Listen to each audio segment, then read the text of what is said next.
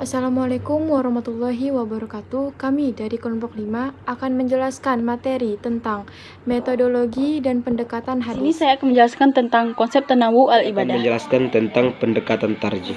tentang pengertian nasab.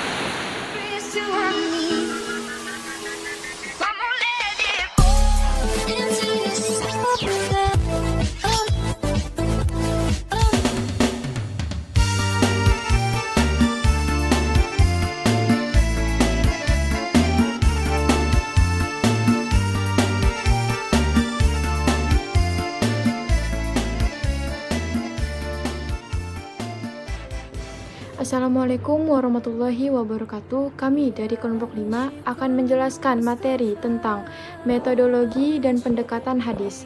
Sebelumnya, saya Anya Mulia Uzlah dengan NIM 1913020003 akan menjelaskan mengenai pendekatan hadis secara tematis atau maudu'i. Secara bahasa, kata maudu'i berasal dari kata maudu'i yang merupakan isim maf'ul dari kata wada'a yang artinya masalah atau pokok permasalahan. Secara etimologi, kata maudu'i yang terdiri dari huruf do, waw, dan ain berarti meletakkan sesuatu atau merendahkannya, sehingga kata maudu'i merupakan lawan kata dari al-raf'u atau mengangkat. Metode maudu'i dapat didefinisikan dengan salah satu definisi berikut. Yang pertama, ia adalah mengumpulkan beberapa riwayat hadis yang berbeda-beda dalam sumber hadis yang asli yang berhubungan dengan satu tema, baik lafaz atau hukum dan penjelasannya adalah menurut maksud-maksud kenabian. Yang kedua, ia adalah penjelasan tema yang ada dalam sunnah Nabi melalui sumber hadis atau banyak sumber. Yang ketiga, ia adalah masalah atau urusan yang berhubungan dengan satu sisi dari banyak sisi kehidupan dalam akidah, perilaku sosial, fenomena alam yang dihadapkan pada hadis Nabi. Di antara hal yang penting dalam ilmu atau metode maudu ini adalah A. Bahwa ilmu ini adalah ilmu ijtihad yang membutuhkan pembatasan metode tertentu untuk menjelaskan yang khusus baginya dan membedakannya dari yang lain dari cabang ilmu hadis. Yang B.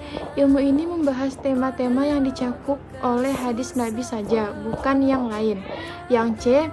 Studi tematis ini dapat diteliti dalam satu tema melalui jalur riwayat dengan mengumpulkan jalur-jalur lain, membandingkan redaksinya dan menganalisis teksnya, di mana studi tersebut dimulai dengan tema hadis dan berhenti dengan menghubungkan tema hadis dalam realitas yang ada untuk menyatakan tujuan studi tematis tersebut.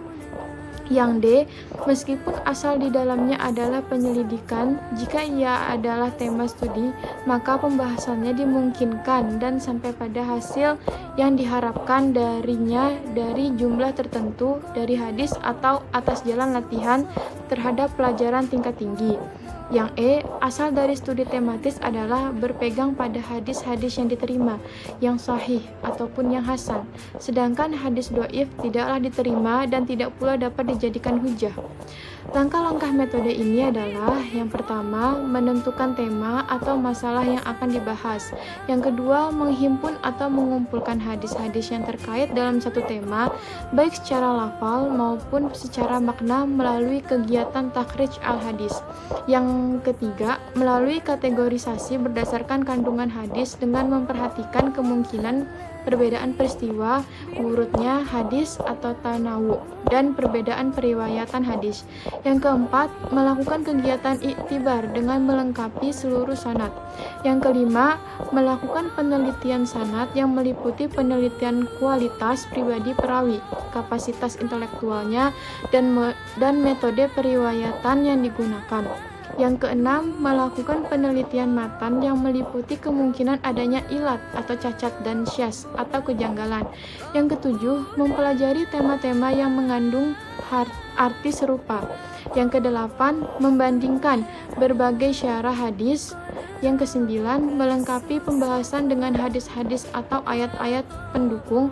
Yang ke-10, menyusun hasil penelitian menurut kerangka besar konsep. Yang ke-11, menarik suatu kesimpulan dengan menggunakan dasar argumen ilmiah. Cukup sekian yang dapat saya paparkan. Untuk materi selanjutnya akan dilanjutkan oleh anggota kelompok yang lain. Terima kasih. Assalamualaikum warahmatullahi wabarakatuh. Assalamualaikum warahmatullahi wabarakatuh. Perkenalkan, nama saya Alsaryani, NIM 1813 020044. Di sini saya akan menjelaskan tentang konsep tanawu al-ibadah. Tanawu al-ibadah adalah hadis-hadis yang menerangkan praktek ibadah tertentu yang dilakukan atau dilaksanakan atau diajarkan Nabi Muhammad SAW. Akan tetapi, antara yang satu dengan yang lainnya terdapat perbedaan sehingga menggambarkan adanya keberagaman ajaran dalam pelaksanaan ibadah. Imam Al-Syafi'i memberikan batasan dalam memahami keberagaman hadis yang menyangkut tata cara ibadah ataupun bacaan yang dibaca maupun perbuatan yang dikerjakan. Menurut Imam Al-Syafi'i, ajaran atau ketentuan yang dibawa oleh hadis-hadis tersebut, meskipun antara satu dan yang lainnya mengandung perbedaan, semua tak berarti hanya satu namun tidak berarti hanya satu yang diterima dan yang lainnya ditolak. Melainkan semua haruslah dipahami sebagai cara atau bentuk pelaksanaan ibadah yang boleh diikuti dan diamalkan. Sebagaimana yang telah ditetapkan oleh para ulama sesuai dengan kaidah usul bahwa hukum asal dalam masalah ibadah ialah menerima dan mengikuti sebagaimana yang diajarkan oleh Rasulullah SAW. Adapun menurut Ibnu Qutaibah, matan hadis Nabi Muhammad SAW dapat dipahami secara tekstual, terutama hadis-hadis yang matanya bermasalah dengan sumber lain, baik itu Al-Quran, hadis, maupun ijma'. Hadis Nabi Muhammad SAW dapat dipahami secara kontekstual. Tidak hanya hadis yang memiliki asbab al-wurud, tetapi juga hadis yang tidak memiliki asbab al-wurud. Hal ini didasarkan pada suatu asumsi bahwa Nabi tidak mungkin berbicara dalam kondisi yang yakum historis dan hampa kultural. Oleh karena itu, dalam memahami hadis secara tekstual, Ibnu Qutaibah fokus dengan membaca ulang pesan-pesan dengan menggunakan metode takwil. Adapun takwil yang dilakukan Ibnu Qutaibah dengan menggunakan berbagai sumber, namun lebih banyak mengarah kepada pemahaman makna bahasa yang digunakan pada teks-teks tersebut tanpa meninggalkan budaya yang melekat pada bahasa tersebut. Dalam pemahaman kontekstual yang dilakukan oleh Ibnu Qutaibah, terdapat hadis-hadis mukhtalif terkait tanawu al-ibadah. Dilalui dengan berbagai langkah, yaitu melakukan takwil terhadap salah satu hadis yang bertentangan, takwil terhadap dua hadis yang bertentangan, memperkuat takwilnya dengan teks-teks lain, baik dengan Al-Quran, hadis lain, bait syair, fakta sejarah, serta dengan ilmu pengetahuan. Langkah terakhir terhadap hadis yang tidak mungkin untuk ditakwilkan, maka Ibnu Qutaibah melakukan nasih-nasih ataupun melakukan takhrij. Terima kasih, segitu saja penjelasan dari saya. Wassalamualaikum warahmatullahi wabarakatuh. Baik, perkenalkan, nama saya Muhammad Hafilian Nasution, NIM 18020046. Di sini saya akan menjelaskan tentang pendekatan tarjih. Tarjih secara etimologi berarti menguatkan.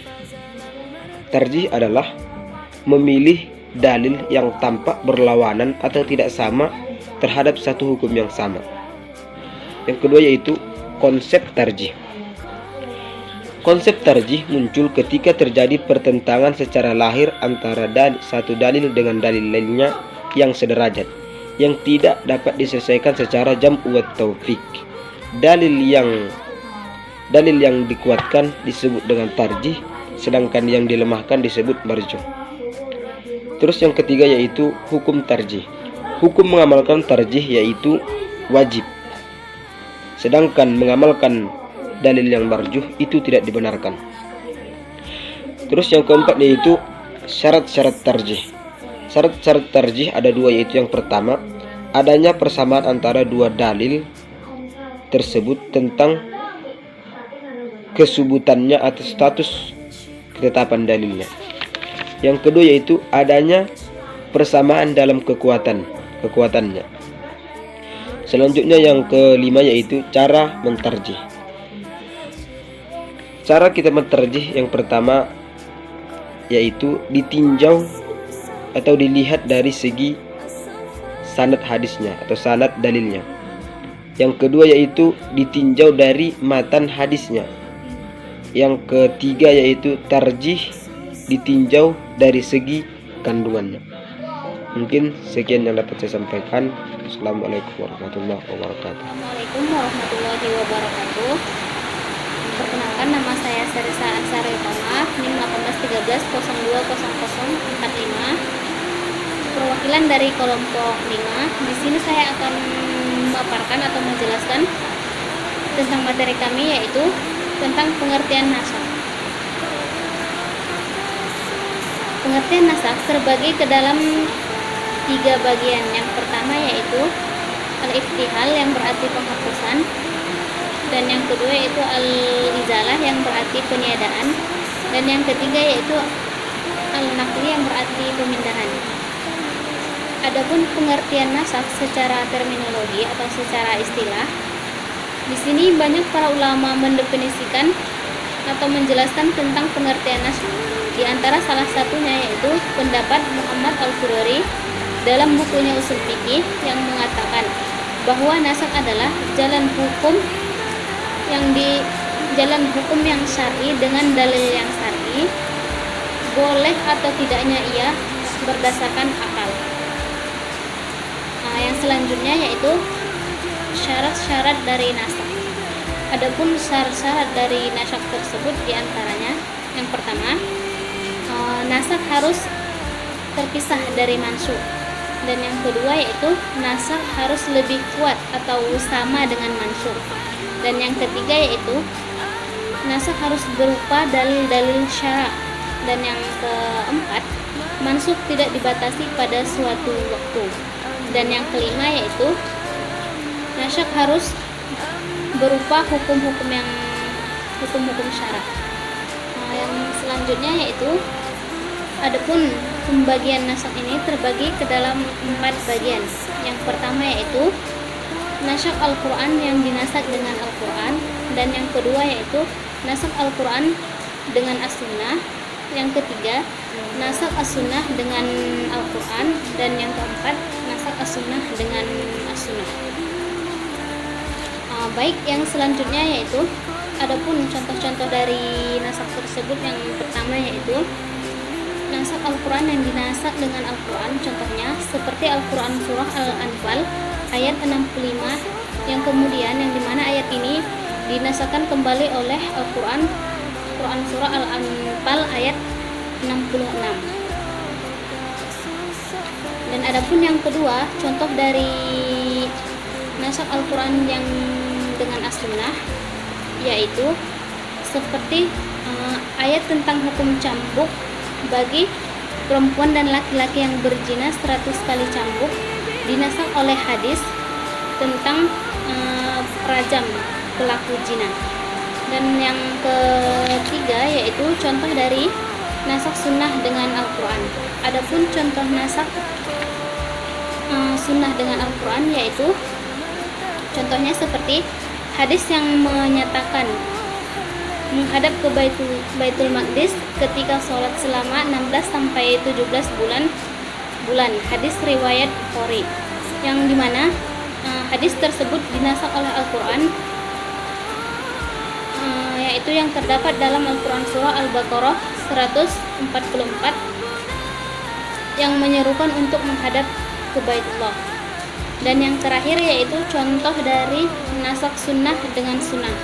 Adapun contoh dari nasakh sunnah yang dinasakh oleh sunnah tersebut yaitu contohnya seperti larangan ziarah kubur pada waktu permulaan Islam, yang kemudian dinasakh oleh hadis Rasulullah yang lain, yang dimana hadis ini membolehkan ziarah kubur.